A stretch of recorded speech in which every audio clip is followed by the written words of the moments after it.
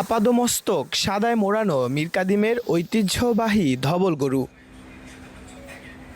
শুধু চামড়া নয়, এর চোখ, কান, এমনকি পায়ের খুরও সাদা। তাই তো অনেকে ডাকেন সুন্দরী গরু নামে।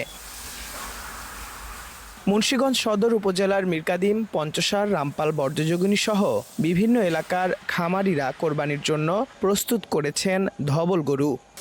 প্রাকৃতিক খাবার খাওয়াই, কোনো রাসায়নিক খাবার খাওয়াই না।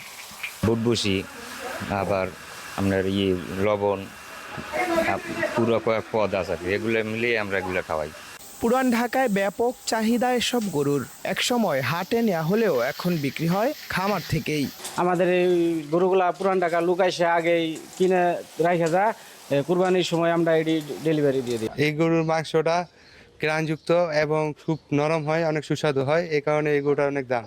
ধলেশ্বরীর তীরে প্রাকৃতিক পরিবেশে বেড়ে ওঠে ধবল গরু। একসময় 2 শতাধিক খামারি থাকলেও বর্তমানে তা নেমে এসেছে 10 থেকে 15-তে। আগে অনেক মানুষ পালন করতো, এখন 2-4 হাতে গোনা 2-5 জন পালন করা যায়, আর পাওয়া যায় না। আমাকে নদীর পাড়ে অনেক বছর ধরে আমরা গরু পালন করি। বিভিন্ন বাংলাদেশের বিভিন্ন জায়গা থেকে, ঢাকা থেকে অনেক মানুষ এসে গরু কিনে।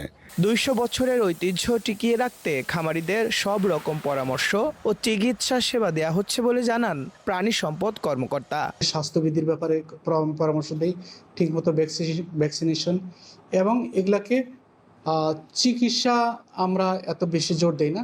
যে খাবার, ভালো বাসস্থান, ভ্যাকসিনেশন, এই পরামর্শগুলো যদি আপনারা মেনে চলেন তাহলে এই ধবল গরুকে আমরা ধরে রাখতে পারবো। ভারতের হরিয়ানা ও পাকিস্তানের সিন্ধু প্রদেশ থেকে এসব গরু আনা হয় বাংলাদেশে। Shihab Ahmed, star news, Munshiganj.